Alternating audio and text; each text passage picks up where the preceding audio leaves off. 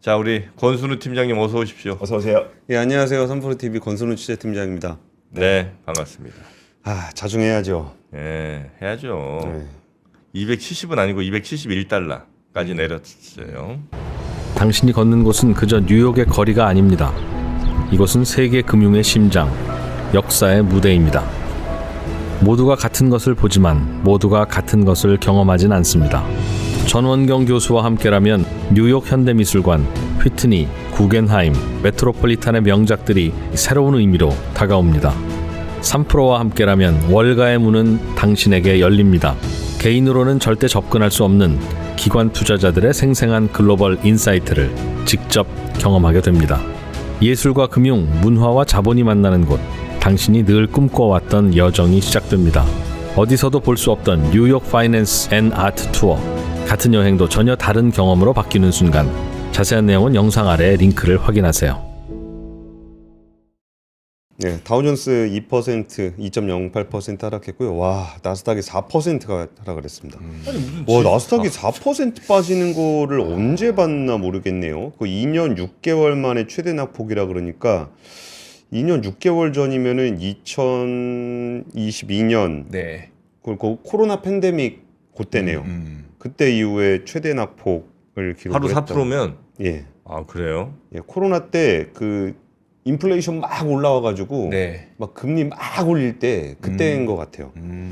그리고 S&P 500은 마이너스 2.7%를 기록을 했습니다. 이게 뭐 왜 떨어졌느냐라는 부분에 대해서는 제가 첫 번째 뉴스로 좀 소개를 드릴 건데 네. 이 트럼프 대통령이 오늘은 좀 욕을 하겠습니다. 이 표현을 좀 세게 쓰겠습니다. 네. 그러니까 트럼프 대통령이 이렇게 날뛰는 거를 누가 통제할 수 있을 것인가 라고 봤을 때 제가 그동안 말씀드렸던 거는 물가다. 물가가 올라오게 되면은 결국은 그 지지가 물가가 올라오는 거는 결과고 네. 그러면 거기 물가의 선행 지표가 두 가지가 있는데 하나는 뭐냐? 지지율. 네. 또 하나는 증시. 그러니까 이른바 이게 우리가 채권 작용단이라는 표현 쓰잖아요. 네. 연준이 똑바로 안 하면은 막 시장에서 난리를 치는 그렇죠. 그걸 채권 작용단이라고 그러는데 그 트럼프 대통령의 그 폭정을 작용단이 뭐였냐? 근데 왜 하필 증시가 이걸 총대를 메고 폭락을 해버렸습니다. 네. 그러니까 이 거기에 제일 큰 투자자들의 우려를 안겼던 얘기는 어제 제가 이 뉴스 전해드렸었잖아요. 네. 경기 침체에 대해서 어떻게 생각하냐 그랬더니 뭐 과도기가 있다. 우리는 큰 일을 해야 되기 때문에 과도기적일 것이다. 그 얘기는 침체 올 거란 얘기잖아요. 그러니까 인정한 거죠. 그러니까 올 거라는 얘기고 인정을 했고 심지어 그러든지 말든지라는 얘기를 한 거잖아요. 네. 뭐 내가 지금 그레이트 아메리카를 만들겠다는데 뭐 잠깐 침체 오는 게 그렇게 중요하냐? 그러니까 이런 식으로 얘기를 하니까 야 이거는 뭐 답이 없다. 네. 그래가지고 이제 폭락을 했습니다. 테슬라 15% 빠졌고요. 애플 4.8%, 엔비디아 5%, 메타 4%, 마이크로소프트 3%, 알파벳 4.5%, 매그니피센트 7 다 박살났습니다. 아니, 근데 왜 다른 애들 박살난 거에 비해서 테슬라는 더 많이 올랐었죠. 세 배나 더 빠진 거야. 그러니까 이게 또 테슬라는 그 자동차주라는 성격도 있습니다. 그 나머지 회사들은 또 IT 쪽 계열이고 네. 테슬라는 자동차 계열인데 자동차 회사 아니라며. 빠질 땐 자동차 회사, 오를 땐 AI 회사. AI 회사. 그러니까 오를 때도 잘 올라요. 그래서 AI 회사로. 아니, 차 회사로만 따지면 뭐 현대차는 왜 이렇게 안 갑니까? 그럼 테슬라에 비해서 현대차 살 걸. 그런 일이 있었습니다. 근데 거기다 백악관에서 또 이거 염장질내는 얘기를 했어요. 그 백악관의 국제경제위원회 위원장이 네. 주식시장의 동물적인 감각과 우리가 업계 및 업계 리더들로부터 실질적으로 파악하는 바 사이에는 강한 차이가 있다. 안다고! 네. 증시가 먼저 움직이는 거 안다고. 업계는 좀 더 천천히 움직이고 증시 먼저 움직이고 증시가 호들갑 떠는 거 안다고요. 네. 그러니까 증시가 호들갑 떠는 거 아니까 오히려 더 시장을 조심스럽게 바라봐야 되는 거고. 그렇죠. 그래서 이게 투자를 하는 사람들이 불안하면 투자를 하겠습니까? 그러니까 투자라는 건 꼭 증시에 대한 투자만을 이야기하는 게 아니에요. 네. 그린필드 투자. 그러니까 공장을 짓는 사람도 10년, 20년 써야 되는 공장을 만드는데 이게 사람이 불안한데 투자를 할 수 있겠습니까? 못하죠. 그러면서 중장기적으로 경제에 미칠 영향에 있어 후자가 확실히 전자에 비해 의미가 있다. 그러니까 후자라 함은 업계 리더들로부터 실질적으로 파악하는 바가 네. 전자, 주식시장의 동물적 감각에 비해서 의미가 있다. 안다고. 네. 아는데 네. 당장 죽게 생겼다고. 네. 이 얘기를 하는 겁니다. 그래서 이런 부분들이 좀 그 참고 참던 문제가 네. 트럼프 대통령의 그 발언으로 폭발한 게 아닌가 아, 싶습니다. 다들 생각은 하고 있었던 거죠.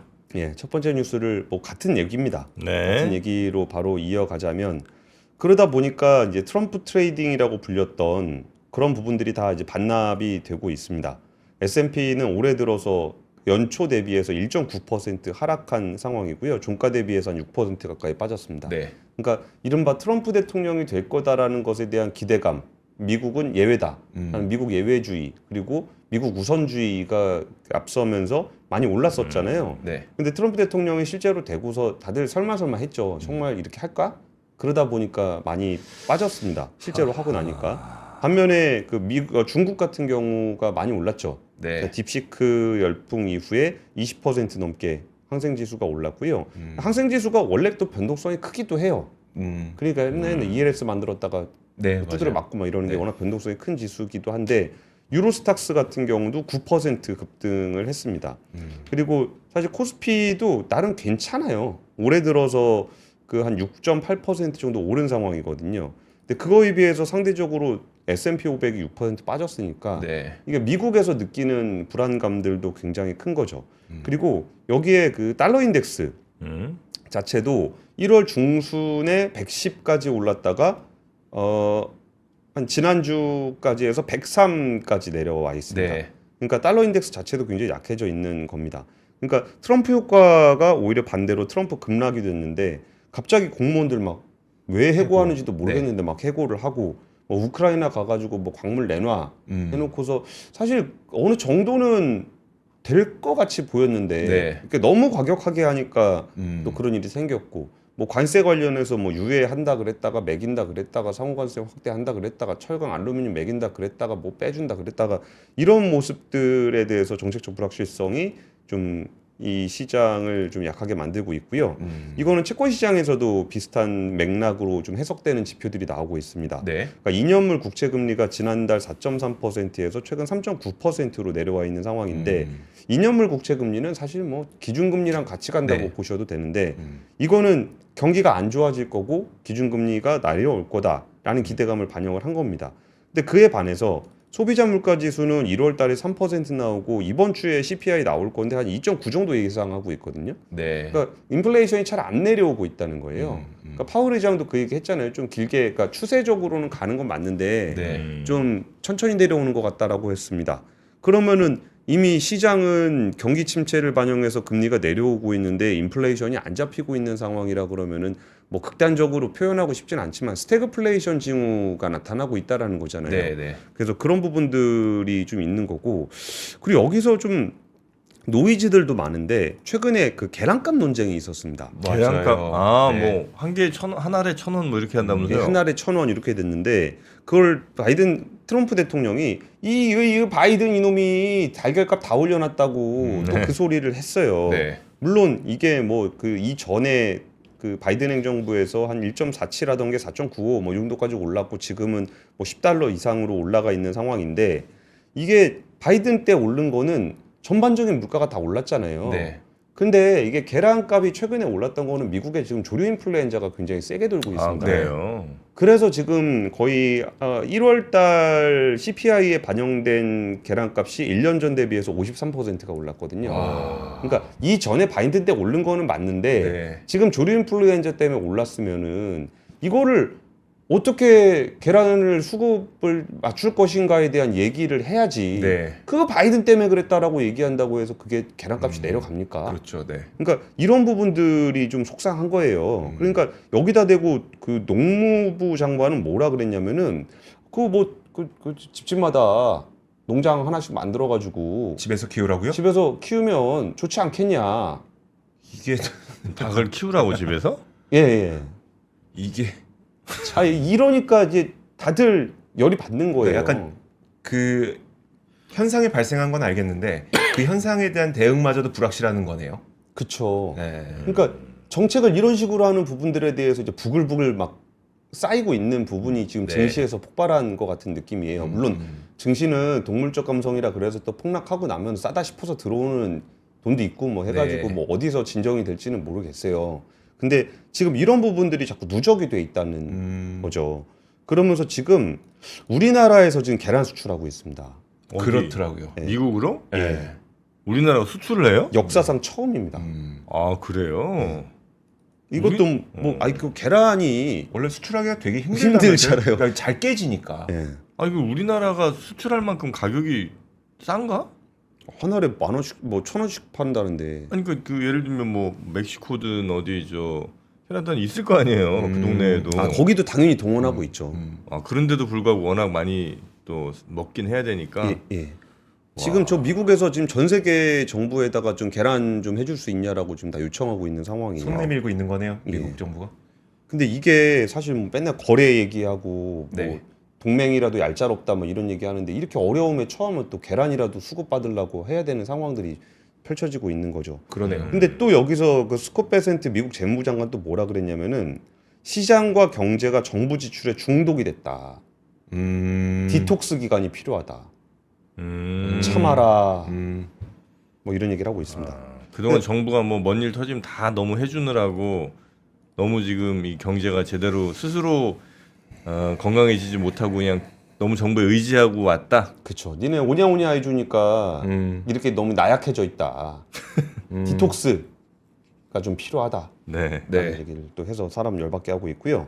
반대로 멕시코 대통령 지지율이 지금 85%를 넘어서고 있습니다. 셰인바움이요. 예. 아, 왜? 여성분. 여성분. 네. 왜 이렇게 올랐어요? 이게 일단 그 얼마 전에 집회가 있었는데 이 집회가 지금 되게 화제가 좀 됐습니다. 네. 이 집회가 뭐였냐면은 슈인바움 대통령이 그 미국의 관세에 대해서 보복 조치를 취하겠다라는 그 대국민 연설을 하려 그랬던 집회예요. 네. 근데 그 트럼프 대통령이 이 부분에 대해서 관세를 유예를 시키기로 했다라 그래가지고 마치 그 셰인바움 대통령의 승전 행사가 돼버렸습니다. 그러면서 셰인바움 대통령이 뭐라 그랬냐면은 이게 상호 관세를 부과할 범위에 있지 않다. 네. 왜 그러냐면 미국과 멕시코는 그 자유무역 협정을 맺어가지고 멕시코가 미국에게 관세를 매기지 않는데 네. 미국이 우리한테 관세를 부과하는 상호 관세를 매길 게 뭐가 있냐. 아, 논리가 안 맞네요. 예, 라는 얘기를 좀 했습니다. 그러면서 관세 유예를 하면서 멕시코산 제품의 90%의 관세가 면제가 됐는데요.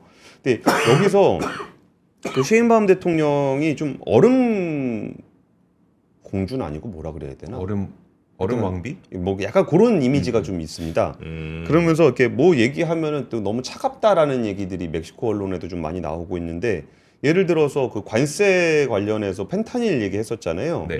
그리고서 이제 한 10,000명 정도 좀 배치를 했고 그럼에도 불구하고 트럼프 대통령이 뭐 야 그래도 관세 뭐 매겨야 될 거야 매길 거야 막 그런 식으로 야 그래봐야 말 막 되고 있지 않냐 그랬더니 그냥 거기서 숫자 하나 쓱 내민 거예요. 숫자 하나 쓱 내민 게 그 국경에서 압수한 펜타닐 양이 41.5%가 감소했다. 아, 우리는 행동했다. 이거네. 행동했다. 그 행동 이후에 거기에 뭐 아예 그 가는 거 자체가 줄었다. 네. 절반으로 줄었다라는 얘기를 한 게 있었고 여기에 또 하나 뭐가 있었냐면은 여기에 대응을 했던 게 우리가 마약 가는 것도 마약 가는 거지만 니네가 무기 보내는 것도 문제다.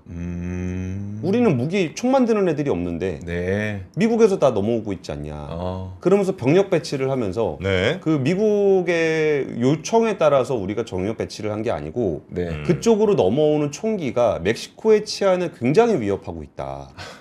그러니까 거기다 군을 배치함으로써 네. 미국으로부터 그 무기가 수입되지 않아서 우리의 치안이 안정되고 있습니다, 여러분.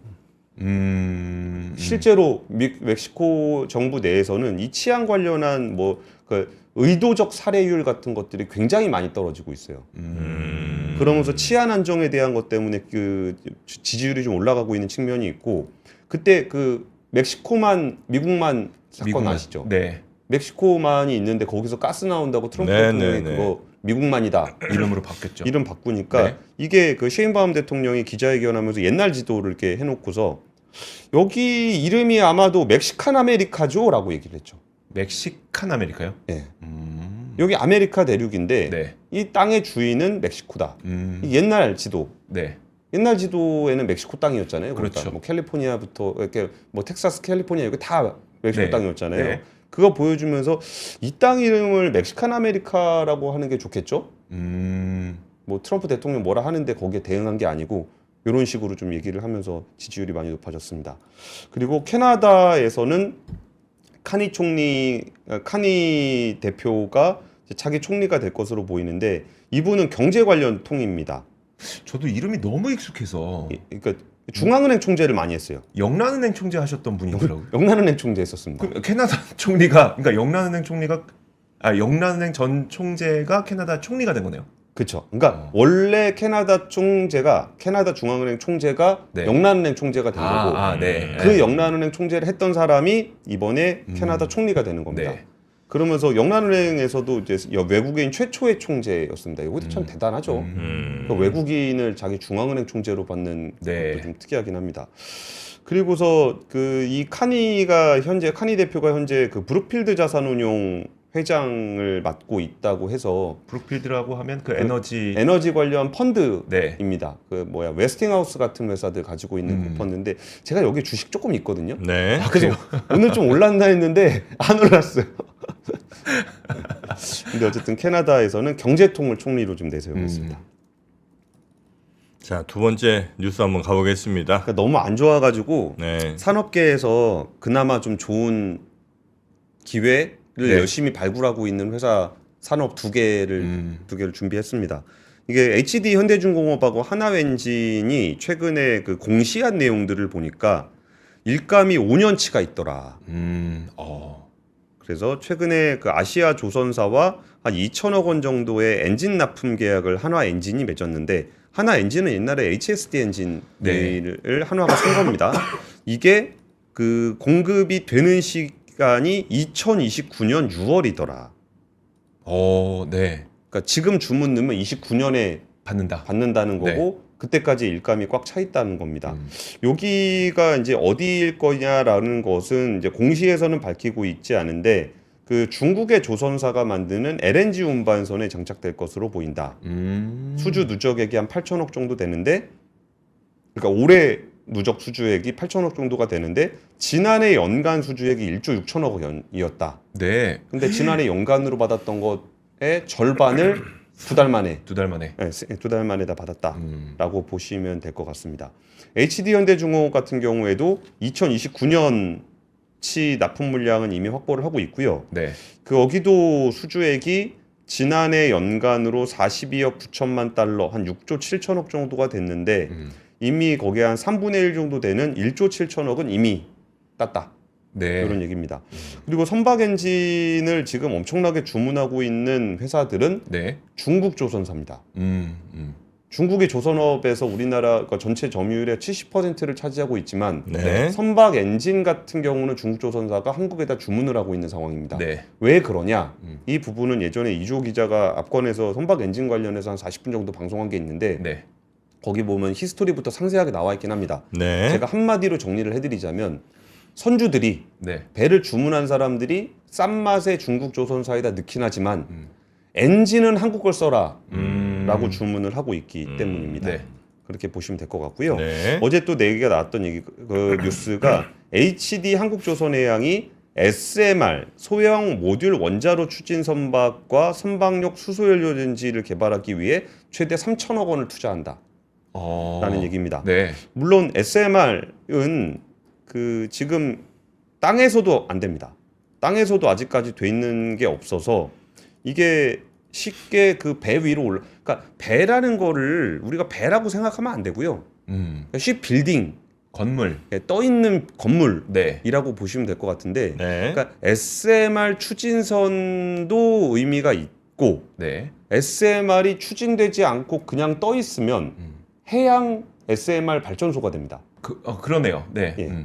그거를 갖다 전기를 만들어서 앞으로 나가면 SMR 배가 되는 배가 거고, 되는 거고. 가만히 있고 네. 거기다가 송전선로를 연결하면은 해상 원자력 발전소가 만들어지는 거라 네. 여기에서 그 HD의 한국조선해양이 테라파워에도 한 3천만 달러 정도 투자를 했습니다. 네. 그러니까 이런 걸 가지고 하겠다는 건데 이게 사실 뭐 단기의 결과가 나올 가능성은 없어요. 최소 2030년 네. 이후의 문제인데 이런 거를 지금 하지 않으면 그 미래에는 없다는 겁니다. 그렇죠. 이것도 사실 우리나라 조선사들이 진짜 그 오랫동안 힘든 한 10여 년간의 불황을 겪고 요즘에 조금 먹고 살만해졌잖아요. 네. 그러니까 이 먹고 살만해진 요 타이밍에 또 투자를 해서 10년 후를 또 준비해야 되는 네. 그런 일들이 벌어지고 있는 거고 이런 걸 해야 나중에 뭐 세상이 어떻게 바뀌든 이 R&D의 힘은 네. 결국은 남지 않을까 싶은데 다행히 지금 뭔가 투자를 할 정도의 먹고 살 정도 체력이 되고 그리고 그 부분에 대해서 명확하게 인지하고 투자를 하고 있다라는 네. 부분이 인상적이었던 것 같습니다. 네. 자, 세 번째 뉴스까지 한번 가보겠습니다. 세 번째 뉴스는 이제 한국경제신문에서 나온 기사인데 요즘에 한경 기사에 해외 출장 가가지고 내놓은 기사들이 꽤 좋은 르포들이 많이 있습니다. 네. 근데 그 르포들의 주요 포인트가 뭐냐면 지금 한국 기업들이 미국에다 뭘 투자하고 있는지에 대한 현장을 가본 겁니다. 아. 그래서 뭐 예를 들어서 하나오션의 필리조선소 네. 이런 데도 가보고 근데 물론 가서 본 내용들의 기사를 읽어보면은 별 내용은 없습니다. 별 내용이 없는 이유는 뭔가 지금 빌드업이 되고 있는 상황이기 때문에 네. 이게 뭐 지금 막 엄청나게 뭐가 있다 이런 건 아니지만 아 이런 데다가 씨를 뿌리고 밭을 메고 있구나 라는 거를 볼 수 있는데 그래서 LNG 오늘 나온 기사는 LNG 관련한 얘기입니다. 그 SK 이노베이션이 SK ENS하고 합쳤습니다. 네. 그래서 거기가 이제 가스 업체, 우리나라 최대 도시가스 업체인 SK ENS가 SK 이노하고 합치게 됐는데 여기가 미국 오클라호마주의 우스퍼드의 209번째 셰일가스정 개발 현장을 간 겁니다. 네. 209번째 가스정이라는 거는 208개의 가스정은 이미 팠다는 거고 여기가 일반 가스전의 20분의 1 정도 그리고 기간도 6개월이면 된다라는 겁니다. 네. 일반 생산 기간이 한 6개월 정도 된다라는 거고요.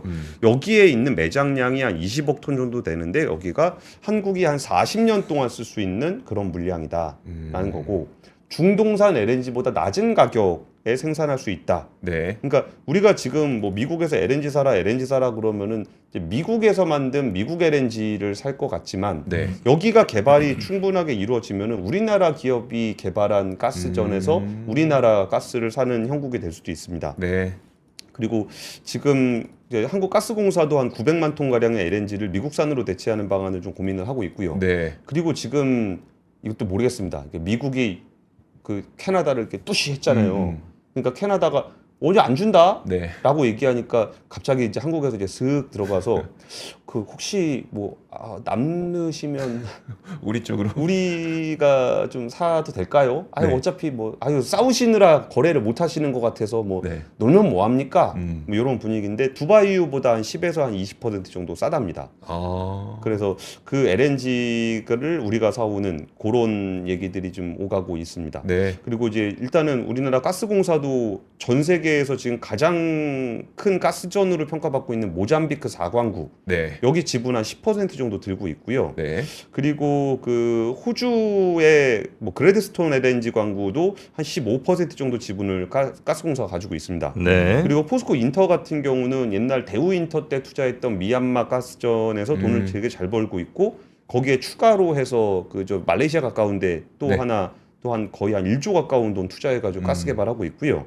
SK 이노베이션 아까 이제 오클라호마 우스퍼드 가스전 외에 여기도 좀 유명한데 그 호주의 그 호주 북쪽에 바로사 가스전이 있습니다. 네. 거기도 37.5% 지분 가지고 있거든요. 네. 그러니까 이런 부분들이 우리나라의 회사들, 우리나라가 뭐 에너지 사업이면 뭐 잘 안 하고 있지 않나라고 생각하시는 분들이 있는데 네. 의외로 나가서 많이들 하고 있습니다.